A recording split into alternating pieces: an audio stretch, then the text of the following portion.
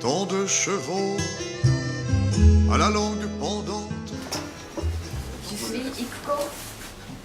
Ikuko Morita. Et en France, je prépare une thèse sur Apollinaire. Et au Japon, j'enseigne la langue française dans l'université Saga à Kyoto. J'ai rencontré Mondan, mardi littéraire, en juin 2012, grâce à Madame Arlette Vidal-Naquet, mais qui malheureusement ce soir n'est pas ici.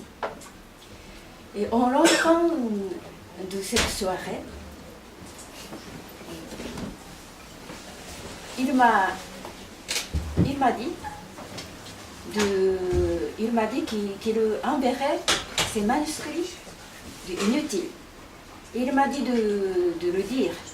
Et à vrai dire, à ce moment-là, je n'avais aucune intention de le dire, de le lire, parce que j'ai préparé, j'ai rédigé des chapitres de ma thèse. Et 1 ou 2 semaines après, toujours par email, il m'a demandé si je l'ai lu ou non. Et il m'a proposé de faire quelque chose sur ce livre. Et dès que j'ai commencé, mais à vrai dire, même à ce moment, je n'ai pas lu encore. Mais dès que j'ai commencé à lire ce livre, j'ai été tout de suite fascinée par ces images, le rythme de sa marche, et le geste de l'auteur, et le caractère et la qualité du silence. Et toujours, il y avait une hésitation, mais j'acceptais sa proposition d'écrire une lettre. Et je pense maintenant, je suis très fière d'avoir pu lire Inutile dans l'état du manuscrit, parce qu'il a corrigé après, et en même temps, par toujours email, il m'a envoyé des photos, des images. À ce moment-là, moi, je n'ai pas pu imaginer comment il fabriquerait avec ces images un poème. Mais quand j'ai vu le livre, après la parution, vraiment pour moi c'est une surprise, c'est une bonne découverte. Parce que j'ai tout de suite compris, mais si je me suis trompée, excusez-moi, j'ai compris son orgueil de rivaliser avec un dieu, en modulant la nature pour retrouver le silence. Et je suis très fière d'être un témoin, même de sa création, même un petit moment. Je commence maintenant la présentation. Et pour moi, Inutile est le premier livre de manga. 3 autres livres, j'aime beaucoup, mais pour moi, je pense que dans ce livre, il a établi son propre style et il a créé son propre domaine. Je commence. Ce que signifie le mot inutile que Mondan utilise n'est pas nouveau dans le domaine poétique. Depuis Baudelaire, il existe toujours une opposition entre l'utile et l'inutile, le monde spirituel et le monde économique, l'utilitarisme. La poésie ne sert à rien pour ceux qui croient à la force matérielle et à l'efficacité. De ce fait, pour résister à ce monde utilitariste, le moyen le plus utile d'être poète est d'être inutile. Dans ce sens, le titre « Inutile » sous une apparence dérisoire a une signification positive. Donc, le sujet de ce poème lui-même est traditionnel et dans ce sens, Mondan se rejoint dans la lignée de Baudelaire. Néanmoins, quelle force de dérision dans ce titre? Et ce titre me rappelle une toujours une phrase de Chateaubriand, peut-être vous connaissez. Inutile faire la nuit, signale son témoin le jour. Inutile faire la nuit, signale son témoin le jour. Il s'agit de volcans qui dominent longtemps des mers non naviguées. Imaginez que sur un vaste monde éteint, un phare projette une lumière à intervalles égaux. Cette image m'apporte un réconfort et communique une force de songer. C'est ainsi que je perçois le livre de manga. Mais comme l'auteur le dit lui-même, ce qui caractérise le poème, c'est la dérision. Je ne dis pas que son poème a toute la gamme de dérision, mais il semble que sa dérision ait une certaine caractéristique. Quand il parle de l'amour, son regard est si tendre et ses vers si pleins de gestes féminins et masculins, c'est-à-dire humains, qui se transmettent sans s'en lasser de génération en génération. On est plutôt dans l'humour. Je vais appeler cela la dérision douce. En revanche, quand il parle de l'humanité, sa dérision devient violente et désespérée. Là, le poète se trouve un clou, une tomate sur son nez, et ses vers me l'appellent un tableau de Bosch. Ce que je veux souligner, c'est que derrière toutes ces dérisions, je ressens la réalité vécue par lui, ce qui est très important et précieux pour moi. Ce qui caractérise le poème ensuite, c'est sa présentation spéciale de la nature. Je la trouve originelle en tant que japonaise. Je peux la comparer à ce qu'on appelle Matsugo no ne au Japon. Matsugo, ça veut dire le dernier moment, mais ça veut dire les yeux, c'est-à-dire la magnification du regard par rapport à la nature et au monde avant de mourir. Avec le dernier regard, tout ce qu'on voit est beau, et que ce soit la nature et que ce soit le monde. Cette présentation particulière de la nature relève, me semble-t-il, de son regard. Ce poème, comme le poète le définit au début, est une ballade d'un autre moi dont le regard sont juste sujet. Mais ce regard n'appartient pas à n'importe quel autre moi, car le regard dans le poème adhère à l'image de la mort, disons-le, l'image de sa propre mort. Au fur et à mesure que le poème se déroule, fréquente est la présence de cette image. Mais grâce à ce regard, la nature perçue apparaît comme une nature de beauté pure, sans mélange.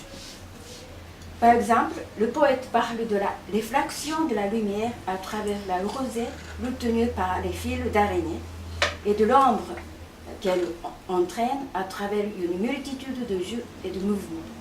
La transparence de l'espace est remarquable. Néanmoins, après la félicité transparente, vient toujours une crainte, une peur, un présage de la mort. Ainsi, une mésange attrapée par un rapace, d'une sauterelle qui se suicide, la souris, ce rire de l'aigle qui tourne dans le ciel, etc., etc. Monte un peu sur l'image de la mort jusqu'à celle de sa propre mort en disant « mourir pour toujours dans l'utérus de mon Ikenoyama ». Et il se demande à la fin du poème « mais où mourir ?» Pourquoi Ikenoyama? Bien sûr, c'est un de ses traits d'humour. On voit donc que le regard adopté par Manda dans ce poème est très singulier, en ce sens qu'il ne se détache pas de l'idée de la mort. Il est possible que ce dernier regard jeté sur la nature et sur ce monde ait permis au poète de retrouver la vertu d'origine de son regard poétique qui fait du paysage perçu un paysage jamais vu. Mondon dit qu'il est obsédé par l'idée du silence. Et il cherche le silence dans ce poème aussi. Il cite les deux poètes japonais qui disent chacun la vraie parole et le silence. Il est exact que le silence est partie essentielle de la culture japonaise. On pourrait même dire qu'au commencement, il était le silence. Ce silence S majuscule écrase une immensité de voix individuelles et continue d'écraser maintenant encore. Le manque de logique qui structure le silence majuscule japonais me rend triste et toujours en colère. Donc, si dans le haïku, il y a une question de silence entre des mots, dans ce cas, le silence est avec S minuscule, parce que c'est une silence que chaque poète haïku crée. Si dans le haïku il y a cette question de silence entre des mots, la parole de vrais haïku comme celle de Basho, Buson et Issa, que Mandan cite, a le pouvoir qui résiste à cette force de silence S majuscule, où leur parole possède le pouvoir qui sait mesurer la distance entre le silence S majuscule et le silence S minuscule. Peut-être ce que je dis est un peu trop schématique, mais je voudrais expliquer, je ne peux pas expliquer autrement. C'est pourquoi Miyazawa Kenji, que Mandan cite, se définit et se le définit tant de fois comme un démon pour retrouver une vraie parole. En revanche, dans le poème de Mandan, d'un pays occidental où la Bible dit qu'au commencement, il était la parole, où est le silence? Quel silence cherche-t-il? Il est éloquent même quand il parle du silence. C'est pourquoi il se plaint de n'être pas né mais muet et il dit au poète japonais que le silence n'est pas encore inventé. S'il y a la possibilité de l'existence de silence dans son poème, ce serait partout, ou ce serait dans sa fin, ou ce serait nulle part. Je me demande lequel de ces endroits, partout, sa fin, ou nulle part. Qu'en pensez-vous? Ce que je pense, c'est que les mots qu'il nous laisse peuvent être comme la ligne de Marel jouet, utile à changer pour nous. Et l'espace divisé par cette ligne de Marel jouet, après le départ des enfants, évoque du silence. D'ailleurs, si je peux entendre la voix du poète, c'est déjà que le silence existe, parce que seul le silence me permet d'entendre sa voix. Dans ce sens, le silence est partout. D'autre part, dans la dernière page, je trouve la figure tellement silencieuse du poète qui se demande, se pense et qui se terre dans un miroir. Cette figure me fait penser à la mer calme après l'agitation. Le silence est-il encore à trouver? Pour terminer, je vais lire ma lettre de Kyoto adressée à Mandan que vous trouvez dans le livre. Est-ce que je peux lire?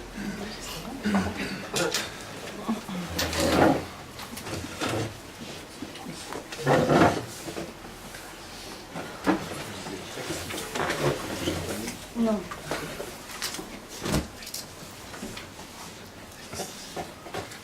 Le 16 novembre 2012, vous avez composé un long poème autour d'un seul thème avec de multiples images personnelles.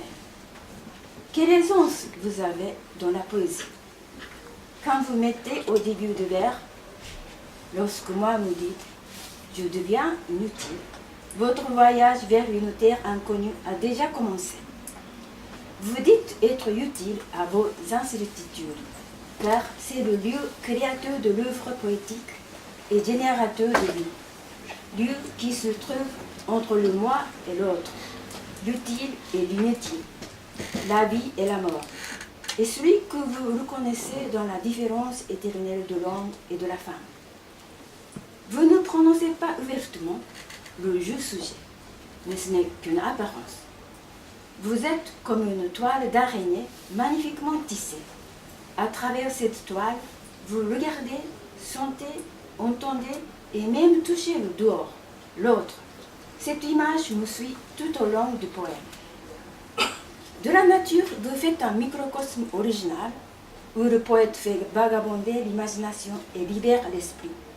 Il n'est ni occidental ni oriental. Des sensations visuelles, auditives, tactiles et olfactives s'y expriment dans une fraîcheur et une intensité qui ont quelque chose d'original. J'aime le caractère éthéré et vivant de l'espace que vous développez dans cet univers de la nature, dans lequel tout le trouve une nouvelle signification, celle que vous lui accordez. Le dynamisme des mouvements est apporté par le jeu de la lumière et de l'ombre. Dégagé de l'emprise de jeu, sujet, ces vers deviennent une expressivité pure. Grâce à l'image de vos yeux tournés vers le ciel, récurrente dans votre poème, vous conférez à la poésie un pouvoir créateur. Ainsi, vous devez vous donner une expression plastique à la sensation personnelle, synonyme d'émotion. Par ailleurs, les éléments de la nature, comme les mousses, les oiseaux, les insectes qui apparaissent à un rythme qui vous est propre, deviennent de nouveaux signes comme autant de métaphores d'une écriture. Le mouvement même d'une limace symbolise, me semble-t-il, la calligraphie qui naît sur votre plume. Vous parlez de Tao, pensez l'inutile et le silence. Se détacher des choses du monde en utilisant le langage de la vie de tous les jours, c'est ce qu'on appelle l'Isoko au Japon, dans le domaine de haïku. Si dans les métaphores de vos poèmes prolifèrent les oppositions, cela ne tient pas à la parole humaine, mais aux opacités de la vie. En revanche, si le haïku est lapidaire, c'est que ce poème est comme une coupe faite dans le courant du temps et dans l'étendue de l'espace. Malgré une telle différence au niveau de la perception et de l'expression, je trouve une similitude entre votre poème et le haïku. Aucun poète dans ce lieu où il fait entendre la voix, qui est la sienne, n'est inutile, car recomposer le passé et le présent dans et par la poésie, c'est ciseler le silence et le vide, pour faire apparaître dans l'avenir ce qui se dérobe à l'inutile. Bref, une perception originelle du monde. Il est sûr que votre lucidité poétique écarte les gracieusetés lyriques et bien l'expression directe de souvenir ou de repentir. Mais quand vous chantez, par exemple, l'été, qui a une odeur de vieille forge, votre poésie éveille en moi des souvenirs lointains. L'odeur minérale et le silence particulier que j'ai senti dans l'école déserte, dont les bâtiments projetés sur le sol la silhouette de l'ombre et de la lumière. Je me rappelle également le sentiment vague des regrets au réveil d'une sieste d'été sur le coutil du lit au chalut salé. C'est pourquoi, née de la sensibilité et de la sensation, votre poésie demeure, je trouve, profondément humaine. À la fin du poème, le jeu sujet apparaît à nouveau dans cette belle formule. Je est un soupçon, c'est-à-dire une ombre. L'ombre meurtrie que vous gardez toujours dans la paume de votre main et qui se cache dans chaque fibre de toute existence me semble être la naissance et la fin de ce poème. Maintenant, je voudrais dire quelques mots sur le poète Manin. Depuis que j'ai lu le dernier vers du dernier poème de Cécilès de Saint-Japers, singe de Dieu, Atelius, très connu, singe de Dieu, Atelius, je me suis demandé toujours si je pourrais rencontrer un jour un autre poète qui serait digne de ce nom. En effet, il me semble que les poètes ne savent pas parler parce que dans ce monde d'aujourd'hui, l'écart entre le monde utilitariste et le monde spirituel est de plus en plus grand, l'horizon poétique est de plus en plus étroit, et tous les motifs archétypaux sont usés et vulgaires. Il me paraissait loin à l'époque où Apollinaire a dit qu'il paraît à perte de vue, un univers encore vierge. Mais ce n'est pas ça. Je rencontre avec Mandan un tel poème et une telle muse qui me pose des questions essentielles et m'apporte un grand enthousiasme personnel et très profond. Je vous félicite de la parution inutile. Merci.